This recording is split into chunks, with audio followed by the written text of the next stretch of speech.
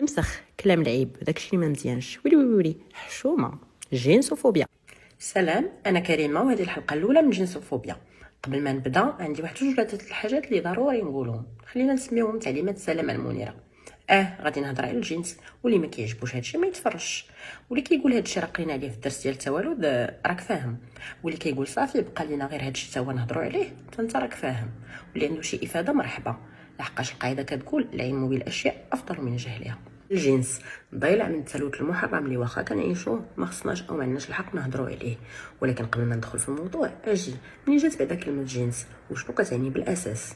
في المعجم والقواميس ديال اللغه العربيه الجنس هو الاصل، الجنس هو النوع، هو واحد من الاقسام التصنيفيه في علم الاحياء. يعني مثلا الانسان نوع، الحيوان جنس، الشجره اللوز جنس، والشجر عنده انواع كثيره. كيتقال كذلك جنس النساء وجنس الرجال باش يتفرق ما بين الذكوره والانوثه، والجنس كذلك هو اتصال شهواني ما بين شخصين.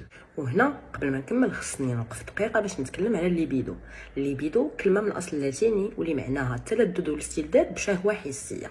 التحليل النفسي فسر على انها الطاقه النفسيه ديال الكائن الحي. واخا في الاول ربطها بزاف بالطاقه الجنسيه، ولكن من بعد اكتشاف الغرائز ديال الحياه والموت ولات كتعني الطاقه ديال الحياه النفسيه عند الكائن الحي، يعني الاستلذاذ بشهوات الحسيه. بحال مثلا فاش كنتلذذوا بشي ماكله اللي ماشي بالضروره كناكلوها وحنا جيعانين. هاد الليبيدو عندها تمظهرات مختلفه خلال المراحل العمريه ديال الانسان. المرحله الاولى هي المرحله الفمويه لا فاز اوغال، واللي كتبدا من الزياده وكتسالى مع الرضاعه، واللي خلالها كيكون المصدر ديال اللذه الوحيد عند الطفل هو فمه. من غير البزوله اي حاجه كيهزها كيتم غادي بها لفمو كيمصمص فيها، وملي كيوليو عنده السنان كيبدا يعض فيها. داكشي علاش الفطام هو اهم صراعات ديال هاد المرحله.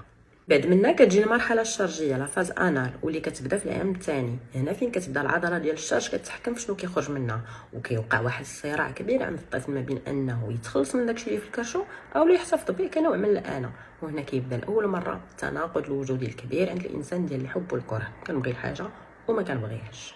من بعد كتجي المرحله القضيبيه لا فاز فاليك، واخا سميتها هكا راه ما كتعنيش فقط غير العضو التناسلي الذكري، لحقاش حتى العضو التناسلي الانثوي راه عنده القضيب ديالو. ومن بعد نرجعوا نهضروا عليه. المهم هذه المرحله كتبدا مع العام الثالث منين كيحسوا الاطفال انه الاعضاء التناسليه ديالهم هي مصدر لذه، وكيبداو يكتشفوا بطبيعتهم خلال الاستمناء الطفولي. تصور.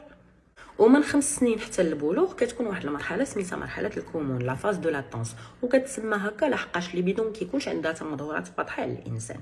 واخيرا كتجي المرحله التناسليه لا فاز جينيتال، واللي كتبدا من البلوغ وكترجع تفجر فيها هذيك الطاقه النفسيه الجنسيه، وكتستمر حتى لظهور الشيخوخه، وربما تبقى مع بنادم حتى يموت بعد عمر طويل. من هذا الشيء نقدروا نقولوا بانه الرغبه او الشهوه الحسيه بما فيها الجنسيه راه كتولد معانا، ماشي كنكتسبوها، ولكن مع الوقت كتطور. ممكن نتعلموا نتحكموا فيها، ممكن نفقدوها، ممكن نحاولوا نتخلاو عليها.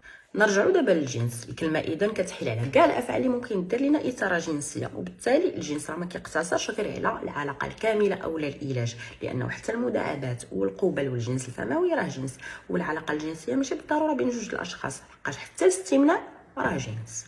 مهم الدوافع مختلفه، ومن غير التوالد او الاولاد راه كاين كذلك النشوه او الانتشاء الجنسي بشكل بيولوجي محض، وكاين كذلك الدافع ديال اننا نعبروا لشي شخص معين على مشاعر ديالنا من خلال العلاقه الجسديه، وكاين كذلك الدافع ديال الاسترخاء. الاسترخاء لحقاش الدماغ ديالنا كيفرز مع النشوه الجنسيه واحد الكوكتيل ديال الهرمونات العصبيه. من بين هاد الهرمونات الاندورفين، الدوبامين، الاوسيتوسين والسيروتونين، كوكتيل اللي كيشبه في التاثير ديالو شي مخدر، واللي كيخلي الدماغ والجسم كيدخل في واحد الحاله ديال الارتخاء بحال التبويقه. من بعد غادي نرجع بالتفصيل لكل واحد من هاد الهرمونات وكيفاش بالضبط كيتفاعل معاه الجسم ديالنا. على اي البشر عندهم اشكال وانماط مختلفه للعلاقه او الحياه الجنسيه. كاينين اللي كيعيشوا الحياه الجنسيه خارج وقبل الزواج، كاينين اللي كيفضلوا يتسناو الزواج، كاينين اللي عندهم شريك جنسي واحد، كاينين اللي عندهم شركاء جنسيين متعددين، كاينين الناس اللي كيفضلوا يمارسوا الجنس مع شريك مغاير جنسيا، كما كاينين الناس اللي كيفضلوا يمارسوا الجنس مع شركاء من نفس الهويه والتوجه الجنسي. قبل ما نرجعوا نوقفوا على هادشي بالتفصيل، اجي نهضروا شويه على الجنسانيه في الحلقه الجايه ديال جنسوفوبيا.